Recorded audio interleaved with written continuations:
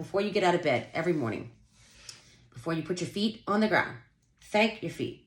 Thank your feet. Thank your toes. Thank your ankles. Thank your calves. Thank your knees. Even if you have bad knees, still thank them because you have knees. Like, we're watching the show right now. This guy he's a triple amputee. He's got one arm. And I keep thinking how grateful I am that I have all of my limbs. But watching this show, I'm like, oh, for him, he's a badass. I mean, right. He doesn't have a choice.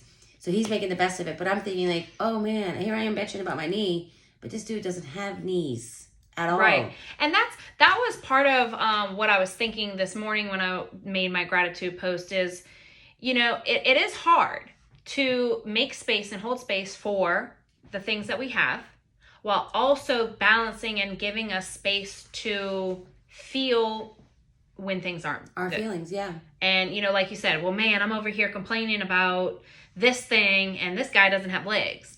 Where, yes, that is a little bit different of a struggle, but that doesn't take away the fact that what you're going through is something that you're going through. And sure. I've had a little hard of a time, like allowing myself to have that space because so-and-so has it so much worse. Oh my gosh, like what are they going through? How can I even be so upset about this? And it does kind of bring you back to life, and it humbles you, but then also everyone's struggles are their own, and it's okay. And just because he doesn't have legs doesn't take away the things that you're going through. Sure, I'll give that space for myself, but I don't also want to compare my struggles to someone else's struggles because for me, I don't know, for one person that has no legs, another person has no arms.